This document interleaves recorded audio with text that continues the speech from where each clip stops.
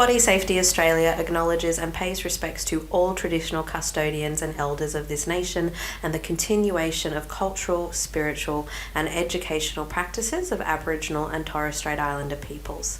This podcast was recorded in Naarm on Wurundjeri country of the Kulin Nation, and we acknowledge that sovereignty has never been ceded. Always was, always will be Aboriginal land. Welcome to The Kids Are Okay, your go-to podcast for making the hard chats easier. I'm Lauren French. And I'm Deanne, Carson. And today we're talking best practice when teaching consent. What do you mean best practice? Don't you just go consent, right? Yes means yes, no means no. Done. Tick. Yeah, we put a red sign up on the board and a green sign up and we go, done. I think it's really important because we've been talking about consent for a long time. When we started doing this, it was quite controversial. I know that we got dragged a lot in social media, in the media, for saying that consent is a conversation that you should have with children. And since then, it's become a hot topic of conversation. So best practice, because we're talking about best practice today, this is a podcast episode that is quite geared towards educators. Doesn't mean if you're not an educator you can't listen. We all learn things all the time, but we are going to be talking about best practice from an educating standpoint in classroom, which is very relevant, obviously, to teachers. Absolutely. We want teachers who, feel that they can do this work to be able to do it safely in a way that's inclusive of all of their students. Because when we look at the research in this space and when we talk about doing this work in schools, in classrooms, a lot of the research does show that having a classroom teacher, having someone at the school who can do this work is most of the time really amazing, best for the young people. However, if that teacher, if that educator, if that adult is not actually doing the work best practice, it's not just not effective. Right, so if you're a parent, if you're a young person, feel free to stick around. We'd love to have you listening to this conversation, but do know we will be talking directly to teachers, particularly teachers in secondary schools. So before we actually jump into best practice, what is it? What does it look like? I want us to have a very small history lesson because there is a lot of history to unpack in a very short period of time when we talk about consent education, when we talk about us doing this work, the work being done in Australia as a whole. And we've got an incredible person who has that knowledge right here in front of us. You mean me? Yeah, I do. Right. So I need to preface that by saying I wasn't the first person talking about consent, right? Consent, conversations around consent have a really strong history, particularly within LGBTIQA plus communities, particularly in sex work communities, particularly in kink communities. This is something that, when I started talking about this, a lot of people said, haven't we always been doing this? But the fact is that those conversations hadn't become mainstream. So I think when we're thinking about the history of the organisation, in 2015, starting to talk about consent when it comes to children, understanding that their bodies belong to them and they have the right to, say yes or no to touch from, family members. To me, it didn't feel controversial at all. In fact, here in Victoria, it was actually built into our child safe standards. So in Victoria, we had the Betrayal of Trust Inquiry, which looked at institutional responses to child sex abuse. Not to be confused with the National Royal Commission. That was done Australia-wide. Right. So they both started at the same time. Victoria finished earlier and the recommendations talked about the child safe standards. And in that, there was a ministerial order that basically said that body safety had to be taught, which coincided with the establishment of Body Safety Australia. So we were already on the ground doing this work when schools understood that they also had to deliver this.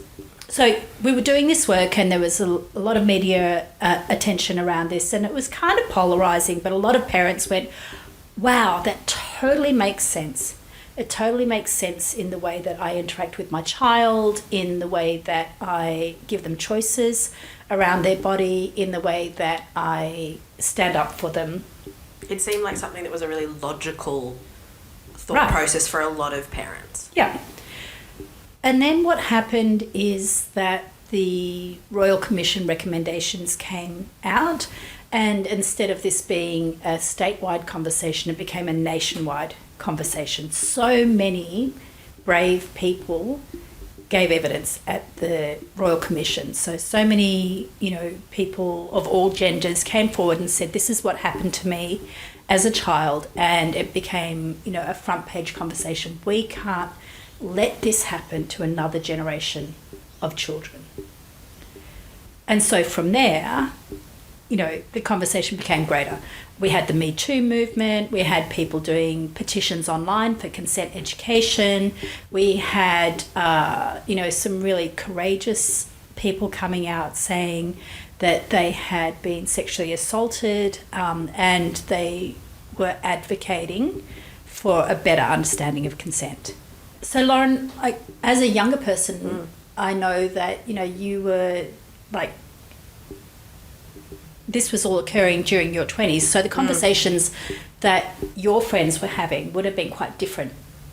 Yeah. Can you tell me about that? Well, definitely, because when I was going through school, when I was going through high school, consent was not something that was this wasn't yet in the mainstream, in a conversation. As I was in uni, it started to happen. We started to have Me Too movement and picking that up and more conversations of it. There was so many from my friends, from people just I knew at university, at my age, at workplaces. There were so many realizations on all sides, on all spaces of people when we talked more about consent, the people who were acknowledging for the first time the consensual sexual experiences they'd had, and also the people who were acknowledging the non-consensual acts they themselves had perpetrated because of a lack of understanding of consent. So there was this interesting space of young people who were all sitting in we're not really okay.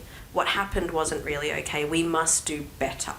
And I think that's when we saw so many people step into, as you said, the advocacy space. So many younger people talking about their own experiences, stepping in to add voices to the many, to amplify this need, this, not want, this need. Absolutely.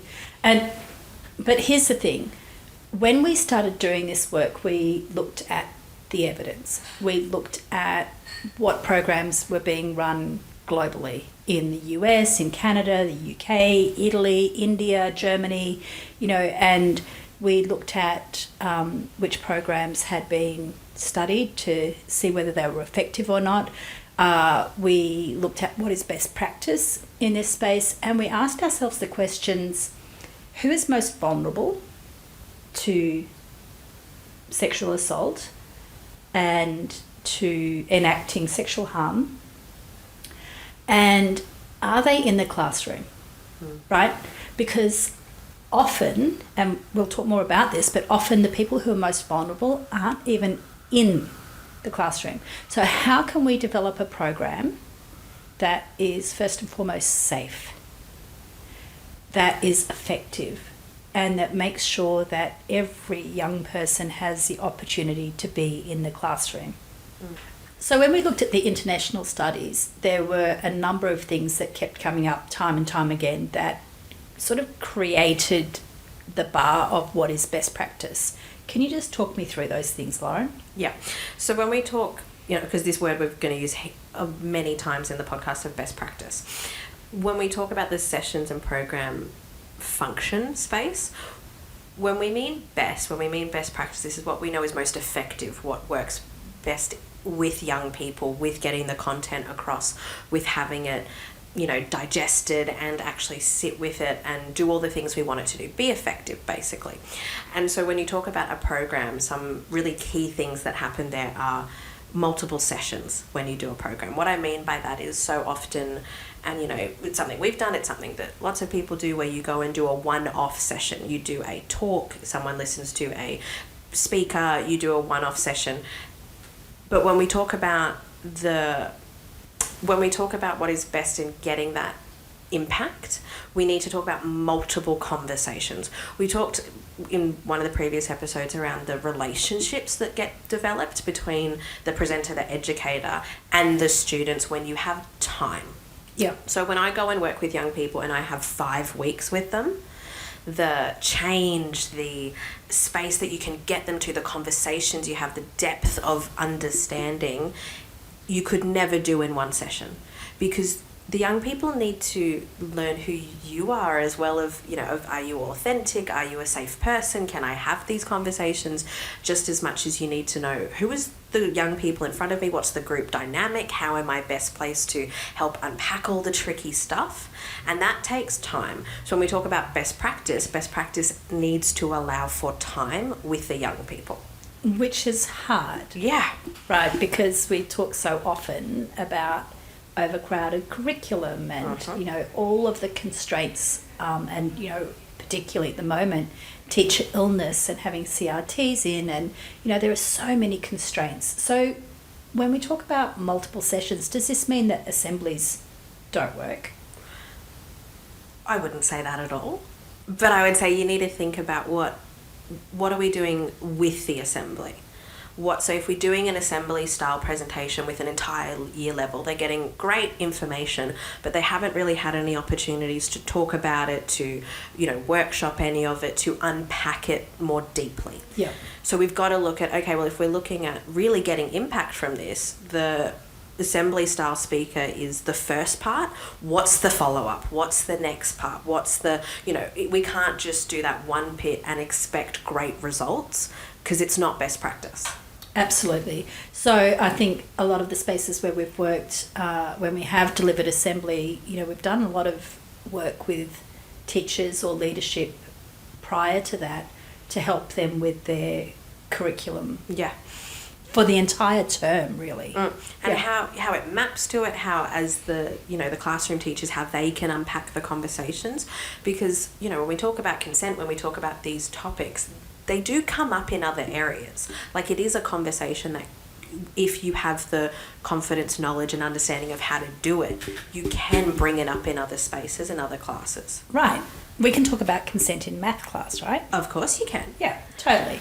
So, and I think that's something that we do when we deliver professional development to teachers, just, help them understand how they can embed that conversation across all of the areas that they teach in, as well as addressing particular topics in, for instance, health class or, homeroom class or those sorts of things. So you're saying first is multiple sessions. One off is not something that is retained and not effective. Exactly. Yep. Second step we've got to talk about is family community engagement. And this seems almost like an odd thought at times when you're talking about young people, students, and I'm saying, yeah, but we've got to look at a completely other group. But when we go back to that idea of the village of influence, the village of protection, the village of education, that is not just at a school classroom. And if something, we, let's say, have that great assembly, but it's only the one assembly, and young people are going home talking about it, where is the confidence building, and how are we equipping parents and caregivers and family members to continue these conversations at home, knowing the fact that most of us did not get this education ourselves. And when you talk about the village, what you're talking about is the socio-ecological approach. Yeah. Right.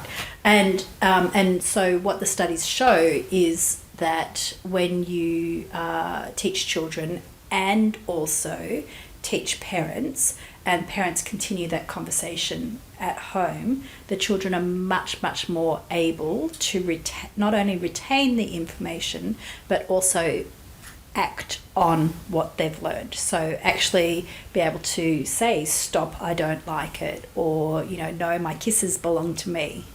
Exactly. And I think there's sometimes an idea that there is parent pushback to that you're going to do it just in schools, but we're not talking to the parents because parents aren't going to understand it. But 9 times out of 10, the vast majority of the time, parents are saying, thank you so much, this is so helpful, I did not know this. Because it's like, I always compare it to when people learn about sunscreen. For a very long time, we did not understand it, we didn't use it. It's not because those parents were malicious or bad parents, it's because we didn't have the knowledge we do now. which is the exact same Absolutely. space as this. Yeah. And so often when I talk to parents of teenagers, they go, I want to have this conversation. I just had no idea how to start. So now I've got some practical tips that I can go away and continue this conversation at home, which is much, much more powerful than us just coming in and working with their child, even if it is for 5 or 6 weeks. Yeah. And so what else do we look at when we look at best practice? So we've got multiple sessions, parent engagement. So when we talk about then having these sessions, having that space in classroom, what you're then also is creating a space for young people to practice what they are learning, to have a safe space to practice the assertive communication that they've developed, the language they're trying out. Even if it's not what they're always going to use, they're practicing it with their friends, with the people in the classroom.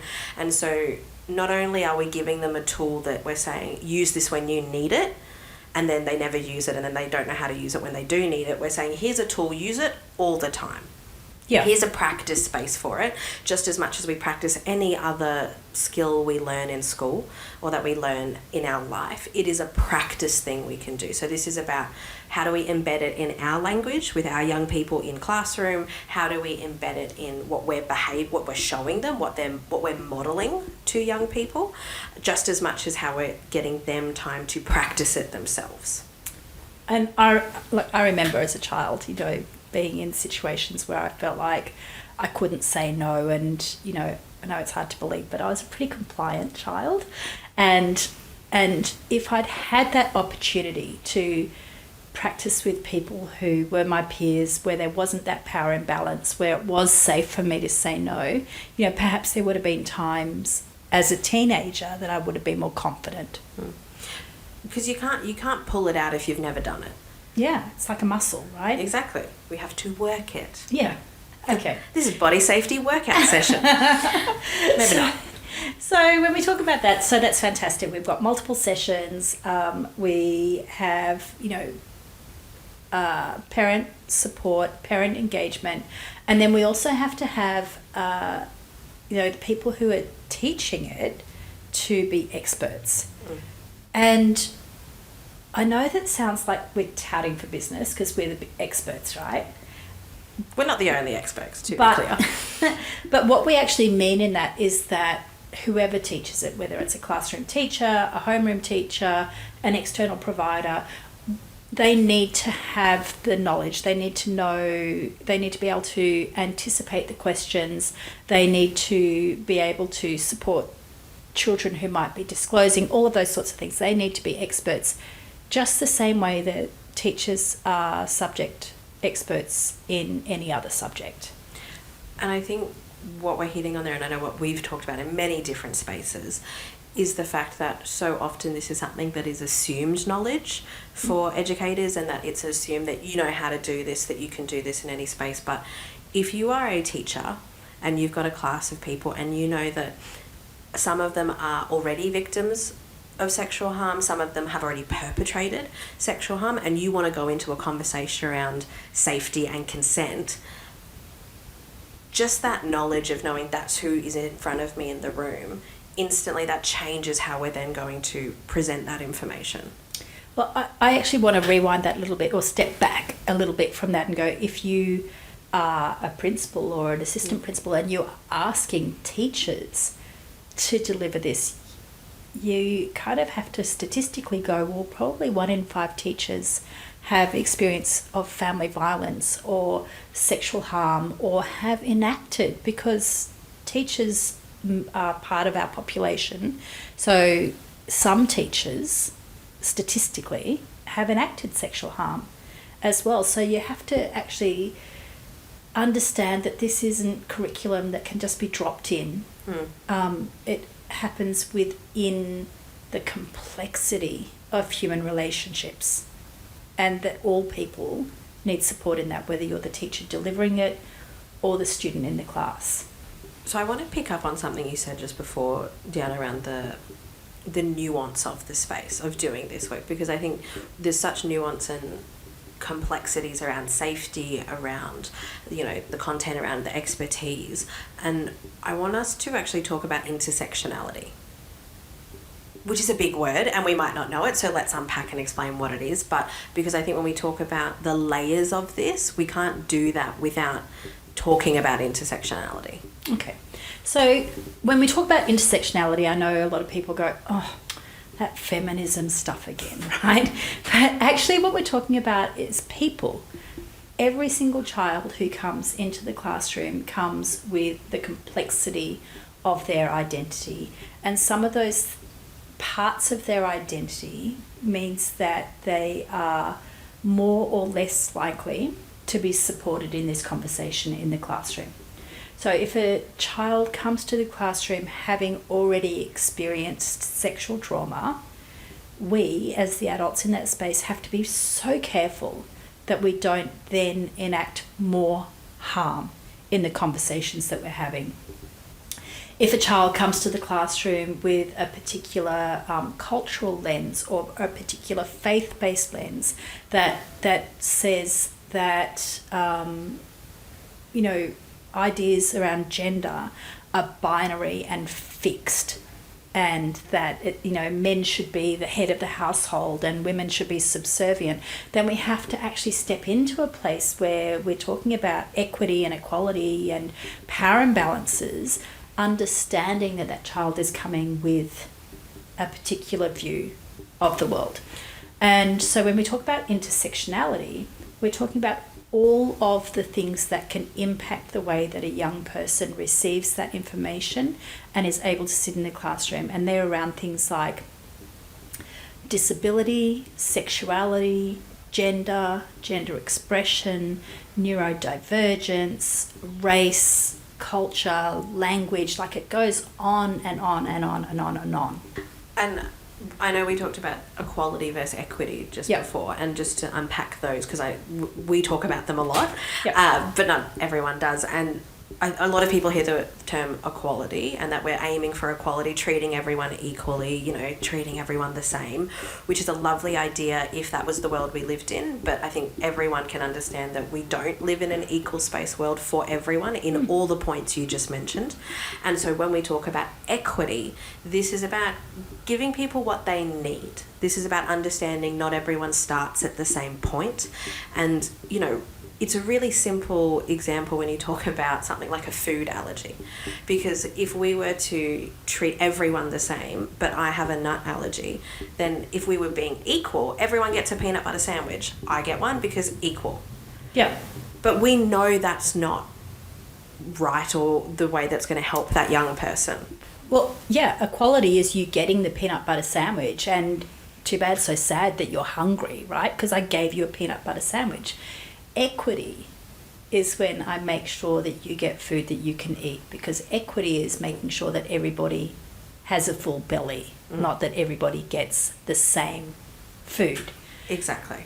And so that's exactly what it's like in the classroom when you're teaching consent. Are we turning up in a way that every single young person or child in that classroom can get the consent education they need?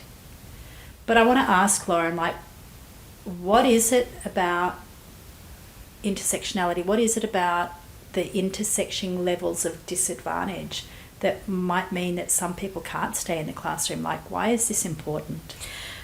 It's so easy for not even young people, but for adults around them to pull children from these kind of conversations, to stop these conversations, because of the fear that it is going to butt heads with those intersections, because there's a view that it's not culturally appropriate or safe. There's a view that it's not being inclusive of all of the spaces, you know, and in doing that, it means young people may disengage in the classroom because they don't feel represented in what's being talked about. It means that sometimes the young people aren't able to stay because there hasn't been adequate conversations with family, with community about how you do that work well. When we talked the other week around the SBS doco and the filming at the Western English language schools, it was really important that we spoke to the family to be really clear about how we were doing that culturally safe. And that did look different than if I was going to a secondary school in another part of Melbourne. And that looks different than when I'm working in, Aboriginal spaces as an Aboriginal woman, and when I'm working with young mob, that looks different to how I then create a classroom. And that is what we're talking about, because if I don't do that, if I do exactly what I do at an inner city secondary school, and I do that everywhere I go, then I'm only reaching a very small amount of students and families in those cohorts. Okay.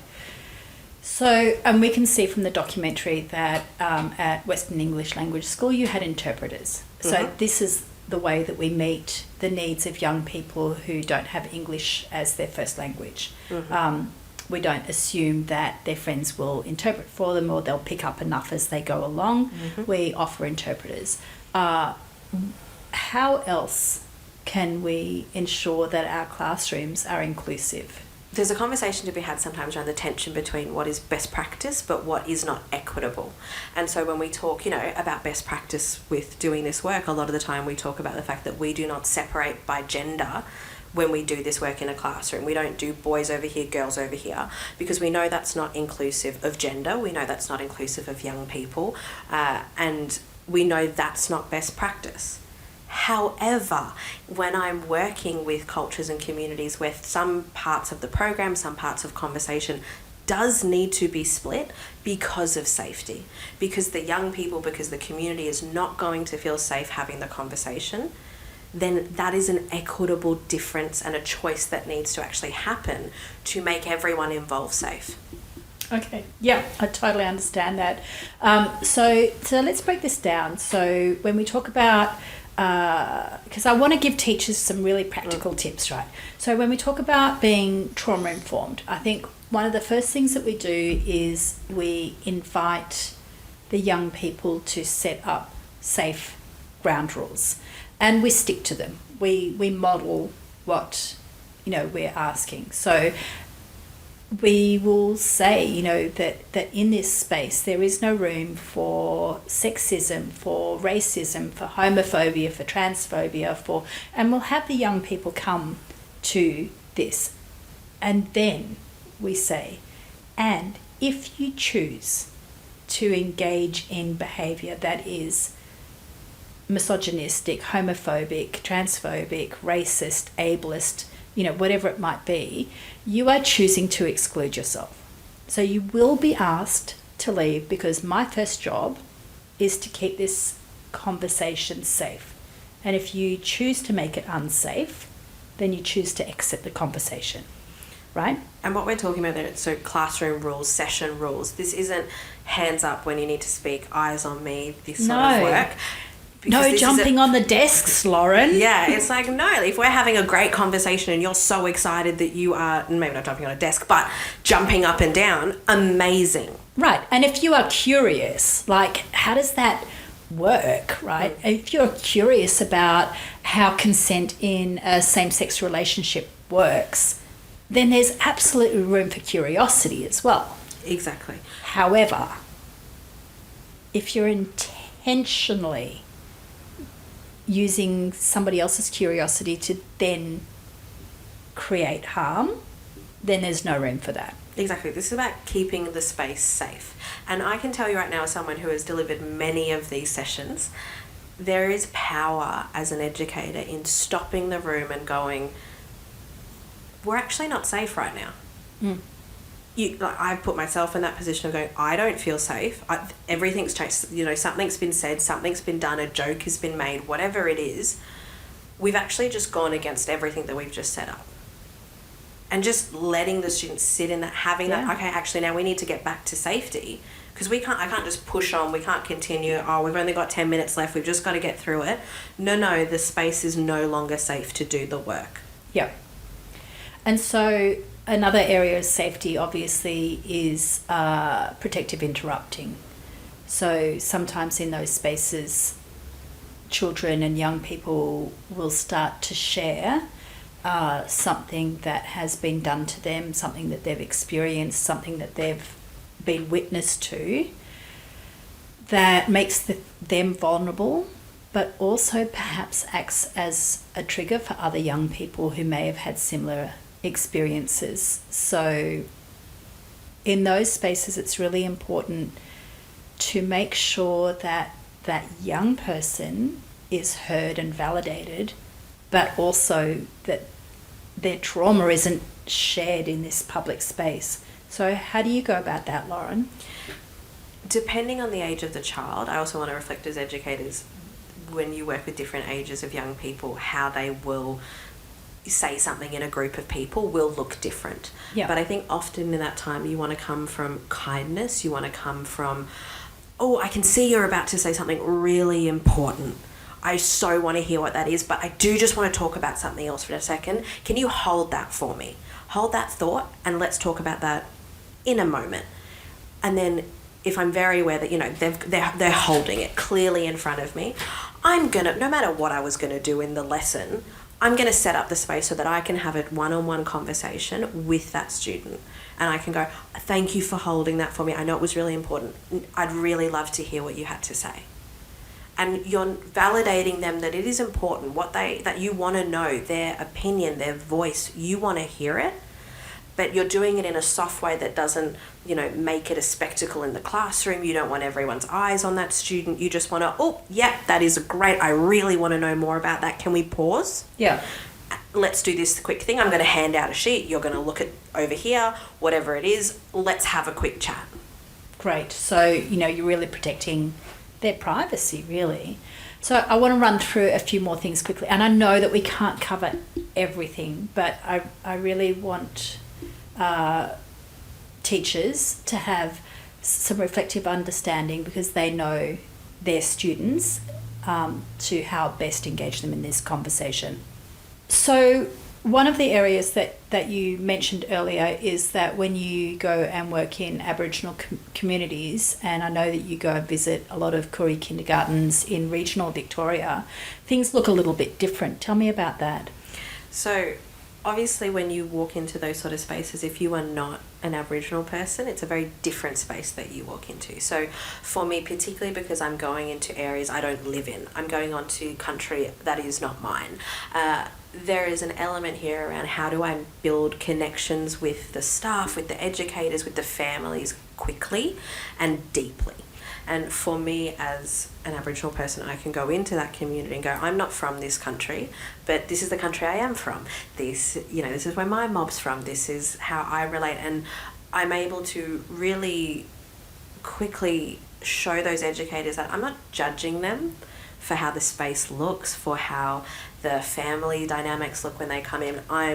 I'm very obviously someone who knows that when we talk about family, when we talk about mob, I'm not just talking about the parents who are at home with that child, or even the fact that there are only two parents at home with that child. There is an understanding when I talk about community engagement that I'm talking about community from a cultural perspective, not just to who's physically around. And that looks very different when we talk about even language that's used in Koori. So when we talk about, you know, we do work around private body parts, and normally we talk about, you know, bottoms, but we're talking about mums because that's often the language that is used. And, you know, I get to go into that space and not berate anyone for not speaking English in that moment, because actually that's completely fine.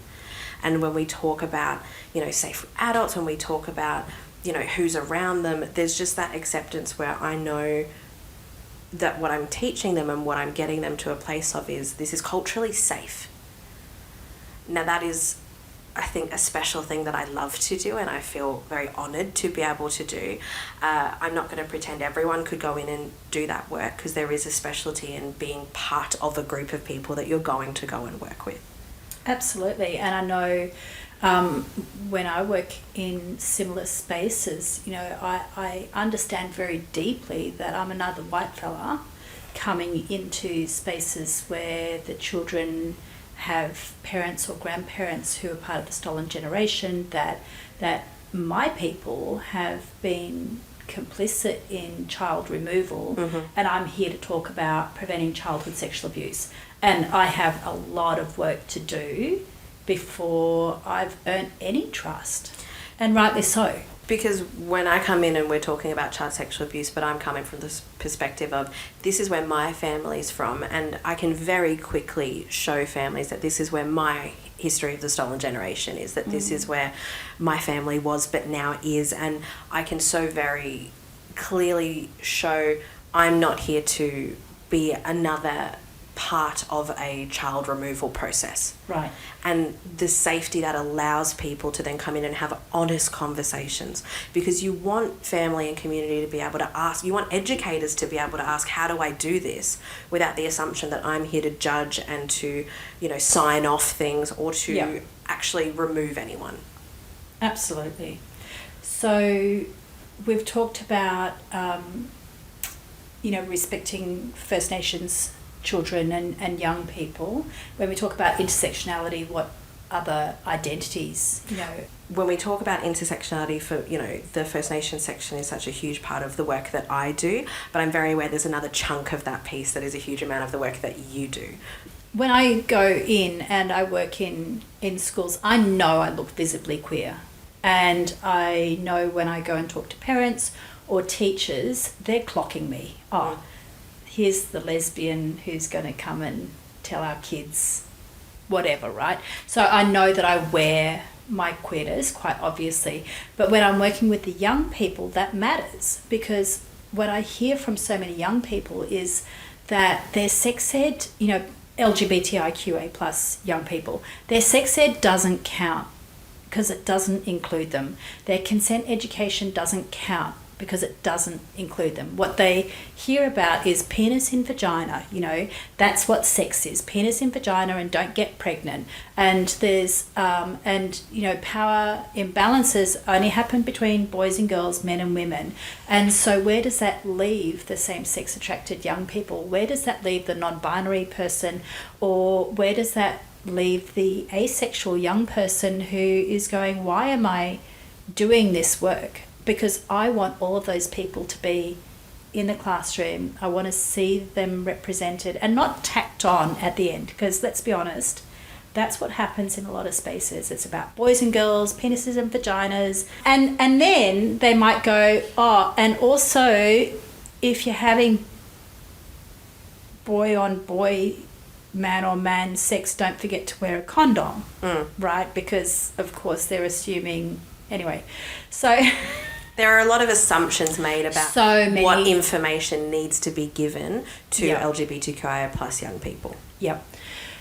So it's really important in everything that we do is that we assume that there are LGBTIQA plus young people in the room, that the examples that we use are queer inclusive, that our language is queer inclusive, that we only talk about gender when it's actually important to talk about gender, that we don't make assumptions about relationships, and that there's visibility, whether that visibility is in me standing in front of them or in the slides that we're using or in the examples that we're using. The resources we're talking about. Exactly. Yeah. Because as we said, I'm not someone who is visibly queer when I walk into a classroom. When I talk to students, when we start unpacking it, they can understand that from it, but it's not the first visible thing they see.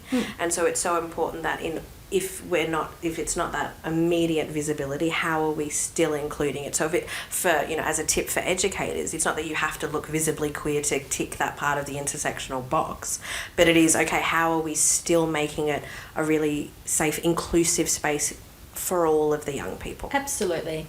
And I think, I want to be clear that we're not saying that only Aboriginal people can deliver content to Aboriginal people, or only queer people can deliver content to queer people, or only autistic people can deliver content to autistic people. What I am saying is that we have to make sure that all of these intersecting identities are represented in everything that we do, that we've consulted with people from all of these communities to make sure that our content is inclusive, and we think long and hard about how we make that classroom safe.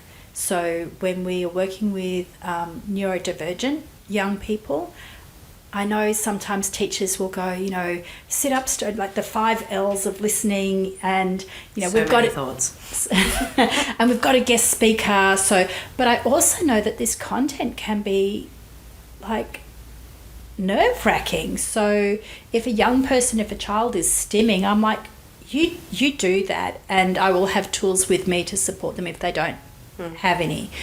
So it's, allowing young people to stim, allowing them to move. I know that they're still listening. They don't have to be sitting in front of me to be still listening. But it's also sometimes about giving them the content beforehand so that they're prepared for that.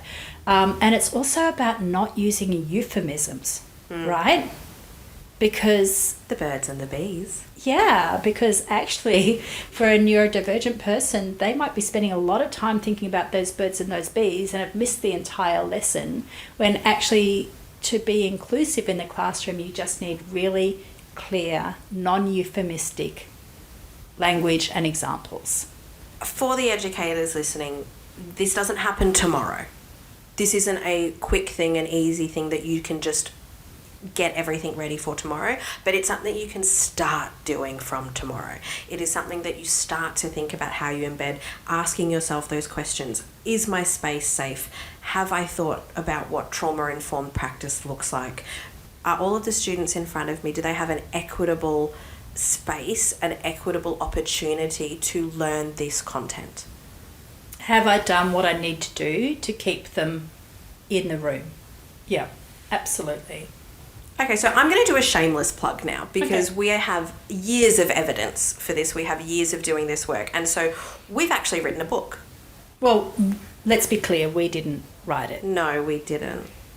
We should have. We should have. No. So Jane Gilmore wrote a book that we were both very instrumental in the creation of that book. It is called Teaching Consent, Real Voices from the Consent Classroom. And it is an amazing resource to help adults, to help parents, to help educators around really understanding all of what we've talked about, the intersectionality, the best practice, and how these conversations actually look in a classroom. So if you're getting to the end of this episode and thinking, what is next? This could be next. Absolutely. I think it's a really great place to start asking questions of, am I prepared to start teaching consent? Okay, so we've done so many tips, but it is still question box time. Okay. Joyful. I love question box. What have we got today, Lauren? So I actually had this question. I've been given this when people are asking for examples of how to do the work well, of examples of equitable stuff. And the question is, what's an example of something you've seen someone do that has been an equitable choice for the students in the room? Like, what have you seen a teacher, an educator, someone do that you went, yes, love that does the work? I was in this primary school classroom once, and there were a number of children from refugee backgrounds. And as I was talking, I could see one of the students becoming distressed. And so I kind of rewound what I was saying, but I noticed the teacher step in and talk to this young person, and they had a teepee, like a tent teepee thing set up in the classroom, and it was full of cushions, and the teacher took this young person to that space and settled the child in and stayed with them and managed to, and it was all about like co-regulation, right? Being able to calm this child's nervous system. I don't know this child's background, but it appeared like there was some trauma background. The teacher stayed with this child, calmed that, co-regulated their nervous system, and allowed the child to stay in the class, allowed the child to have access to the information. Whereas in other spaces I've seen that happen, and the teacher's like, that child needs to, be removed out of the classroom where they're not exposed. It was such a beautiful example of a teacher understanding the people in her classroom and meeting them and meeting their needs. What about you? Chills. I've seen a lot of really amazing examples, and the thing that becomes almost commonplace now, but I still don't want to undervalue, is the allowance of young people to not sit rigidly, to not have to stay in their seats, to not have to, not fidget, not play with something, not draw, not, do a thing they need to do in the room when I'm presenting or when someone else is presenting. And I say that because it's more common, but it's still not something I see everywhere. I still see a lot of the opposite. And so I want to acknowledge that because I see it so often. And then the other spaces where you've seen when we talk about, when we go through period products and we're talking about, different pads and tampons and menstrual cups and reusable underwear. And I always ask young people why someone would choose any of these products. Like why would someone maybe want to use a tampon? Someone else would want to use period underwear. Get them to think. And I had a teacher step into that space to go, oh, well, we might want to be using this product because texturally this product might actually not work for us. And just the simple fact of just introducing that as just as valid a reason as any of the others, just a normal reason we might think of, was amazing for that session and it was something I actually took on and went, actually I should actually include that as an example more myself. Yeah, I love that. And I love, because it just made me think of those children, when we show them the reusable pads that are made from bamboo, and how many children I've seen unselfconsciously just sit there and rub the bamboo pad against their cheek, because it's a much more pleasant sensory experience than perhaps disposable pads. Exactly. And also the ones that get the menstrual cups and just do the for the rest of the lesson. Love it. Yeah. Amazing. Well, this has been wonderful. I hope for every educator that has listened and everyone else who has listened that you have gotten something that you can take and start using tomorrow from it. Thanks for chatting with me this afternoon, Lauren. That was really awesome. Next week, we are going to be talking about everything that goes wrong in the classroom, and I can already think about that time where I can't. Don't say it now. Don't say it now. No. They have to tune in next week. They have to tune in next week. I'm Deanne Carson. And I'm Lauren French. We'll see you next week. And don't forget, the kids are okay.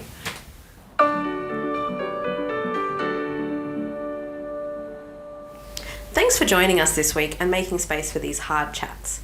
Thanks to our amazing podcast producer, Jade Jones, and our incredible composer of this music and all music you'll hear, Jade Perry. If you want us to answer your question box questions, head to our Instagram at Body Safety Australia and follow the link in our bio.